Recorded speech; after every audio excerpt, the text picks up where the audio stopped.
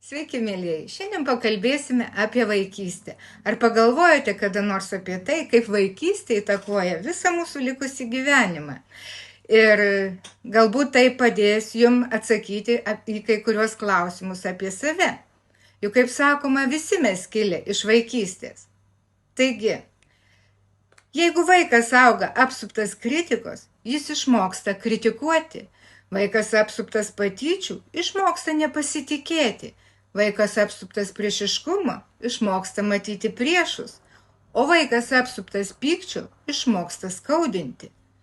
Vaikas apsuptas nesupratimo išmoksta negirdėti kitų, o vaikas apsuptas apgaulės išmoksta meluoti. Vaikas apsuptas gėdos išmoksta jausti kaltę, tačiau tuo pačiu metu gali būti ir kitaip. Ir tęsime temą apie vaikystę. Taigi, vaikas užaugęs apsuptas palaikymo mokosi saugoti kitus. Vaikas, kuris yra laukiamas, išmoksta būti kantrus, o vaikas, kurį supa pagyrimai, išmoksta pasitikėti savimi. Vaikas apsuptas sąžiningumo mokosi būti sąžiningas, o vaikas, kurį supa saugumas, išmoksta pasitikėti kitais.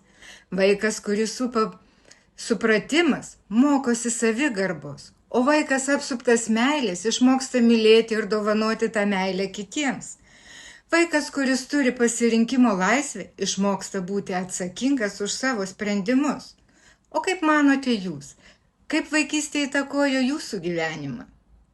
O dar daugiau naudingos ir svarbios informacijos, kuri padės atrasti save ir savo sparnus, rasite prisijungę į mūsų klubą Moteriški sparnai Telegram kanale.